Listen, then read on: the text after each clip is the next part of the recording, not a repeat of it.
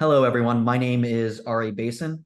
I am the head of AI at OTIMO, and I'm also a doctoral student with the Department of Global Security at American Military University. Joining me today is Professor Keith Ludwig, also with American Military University and retired supervisory special agent of the FBI, and Nishka Kacharia, who is the machine learning intern working with us here at OTIMO. And today we are presenting reducing forensic workload through AI, and we are focused on forensic ballistics. And today we'll be presenting a computer vision application that allows you to take a picture of a bullet and automatically match it to the gun. And now I turn it over to Professor Ludwig to introduce the problem.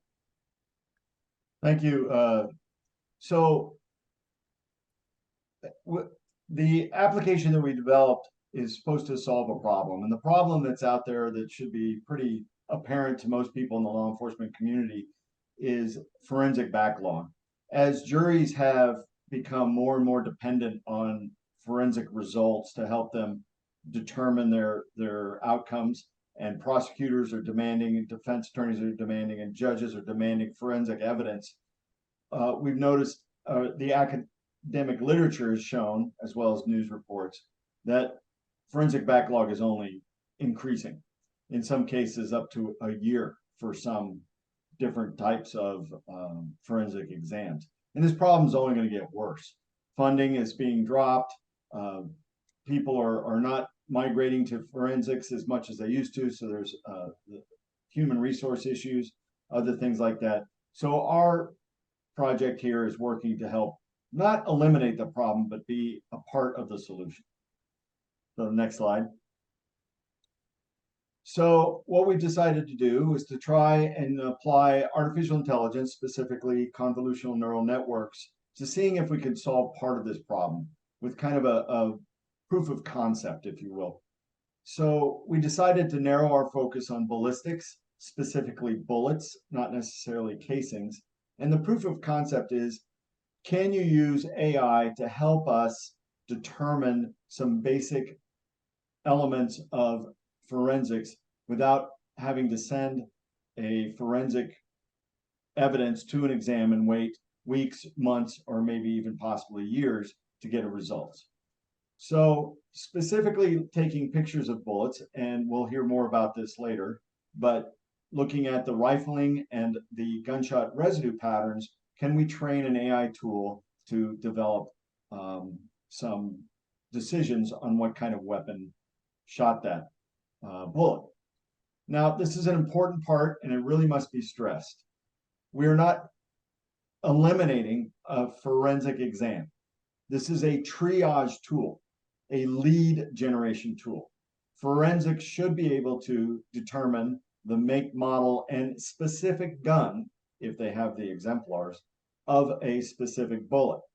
What we're proposing is that this proof of concept could take a bullet and tell you the make and model, therefore narrowing it down somewhat.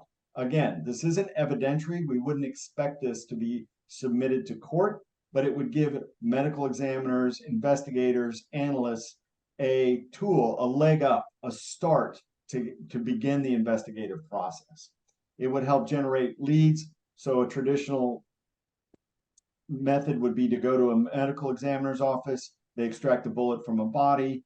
Either the medical examiner or a law enforcement officer or even an analyst would submit that bullet to the forensic laboratory.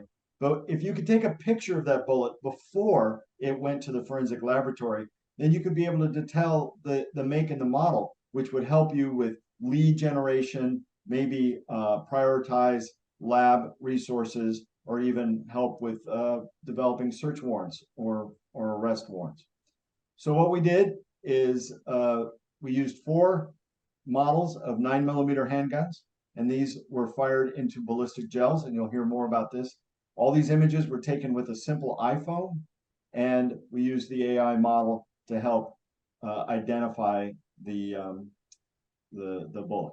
So the end result would be, hopefully, that you could put a tool, a cell phone, a mobile device, a tablet, into the hands of an investigator or medical examiner, and they could use that to help immediately identify the weapon make, and model. That's the problem and the potential solution. All right, thank you. So now I'll explain how this model and proof of concept works. So in the same way that we see a dog's snout and ears and figure out that it's a dog, a convolutional neural network, or CNN, uses linear algebra and feature extraction to classify images.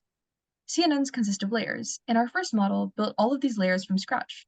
We used a handwritten or manual CNN, which yielded a low overall accuracy of only about 60%. Then we tried transfer learning, in which we used some layers from pre-existing object detection models. This would allow us to use models that were already trained with huge datasets and thus higher accuracies, and fit part of their object detection system to our own database and algorithm. For this, we first used Google Vertex, which had an accuracy of 93.2%, but was computationally expensive, taking 4 hours to train. Finally, we used AWS's AutoGluon model, and with the work here, we reached a 98.7% overall accuracy, with even our smallest class, the SIGs, having a 96.43% accuracy, as shown here. And this model had a low training time of just 15 minutes. So due to its low training time, as well as high precision, this was the model that we decided was most optimal. Then we built it. So yeah. All right. So for those of us in the audience, can anyone tell me what gun fired these bullets? Oh, can the audience not talk? No.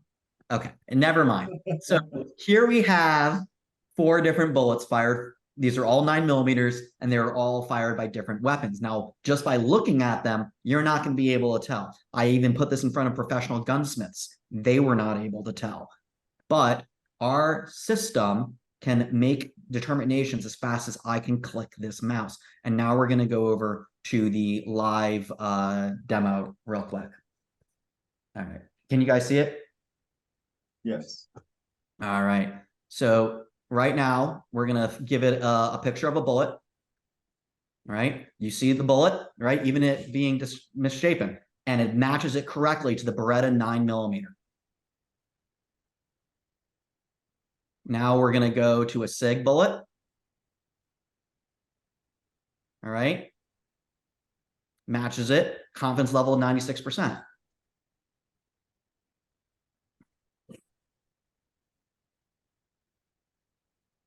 All right.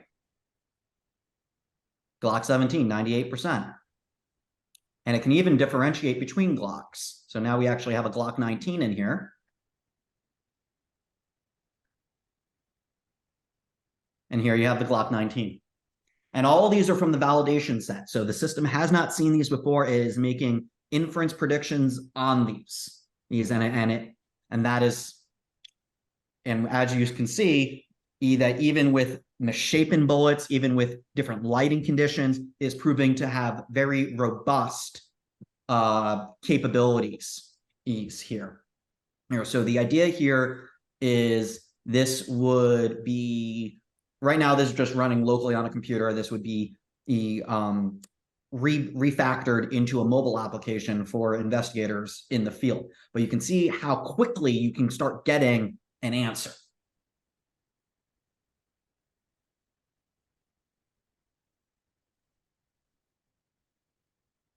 So as Nishka mentioned, we were able to achieve an overall accuracy of 98.7%. We got on the validation set perfect results for the Beretta, and for the Glock 19, we had some slight misclassifications on the Glock 17. But if you look back at the picture between the Glock 17 and a Beretta, they are so close in terms of their rifling and their stippling that it is really hard to make that difference. And then the SIG, then we had one bullet that was misclassified off of the SIG data. That is a Glock. Now, the way that this works, and this is something that's very cool in terms of the results that we found, is that it's not just looking at the rifling as a traditional forensic examiner would. It is actually able to look at the specific burn patterns left on the base of the bullets that are almost imperceptible to the human eye. But the CNN is sensitive enough to pick that up and use that in conjunction with the rifling to yield a much more robust result. And now I will turn it over to Nishka to discuss some of the limitations with this model. Yeah, so there are 4 main limitations that we're going to discuss. So first, this is just proof of concept. So we only used 4 models of guns in our training data set, and only with 9mm bullets for our database. So this doesn't encompass the wide variety of guns that could all be shot at a regular crime scene. So we're limited to these 4 in this AI model. In addition, there was a misclassification in some of the SIG bullets because there were only 95 SIG training images as opposed to 200 Glock 19s. So this small amount made it harder for the model to analyze an image of a SIG bullet since there was just less data to work with to find correlations. And this could also result in the model having the potential to default to Glock 19s, though this has not happened yet. Next, we noticed that different backgrounds and blurriness affected reliability.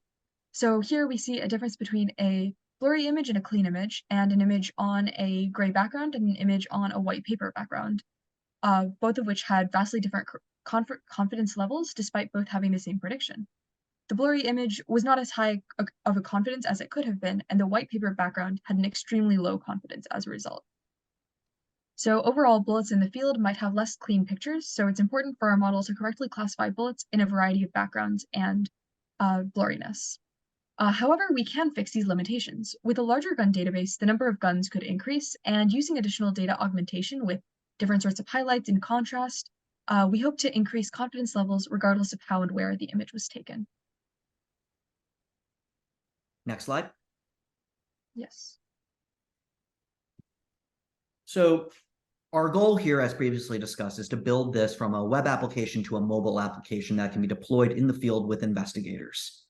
We will need to obviously expand this beyond just the 4 9mm handguns used. This was simply a proof of concept to be able to explain it and to, 40 caliber, 45s, and beyond pistol calibers overall to include rifles as well. Another future development is to partner with coroners and medical examiners to examine the impact of bullets extracted from corpses and how that changes the ability to predict, because these were taken from rather clean ballistic gel as opposed to being all gunked up with blood or other type of bodily fluids and being damaged by bone and being inside a wall or something. We did have good results being extracting from a test set that came out of a table and went through the dirt, and we're able to get good results there, but we need to continue to expand how many objects we put these bullets through and provide for more rigorous testing. Given the results that we saw with the CNN and its ability to really look at burn patterns, it would be very interesting to expand this research to arson investigations and blood splatter analysis, especially for blunt force trauma, because the same research methods and techniques that we did in terms of taking test pictures, matching it against known positives, and then allowing the system to learn off of that, will work across a wide variety of forensics here. Thank you. This concludes our presentation, and we're happy to take your questions at this time. Thank you very much. We are opening the floor for questions. You can make any comment on WUVA or right here, or if not, you can continue the conversation on the there's congratulations, great presentation, very interesting. I think we were the most succinct presentation of the day. I think we forgot to put our contact information in there. Our contact information, I think, is in the profiles for the speakers. All right. But you're actually right on time. So if there's nothing else. Okay. Well, thank you very much for your interesting presentations and for staying in some of the panels. I saw Dr. Ludwig in some of the other panels. Thank you very much. And have a great rest of the day. Take care. Thank you.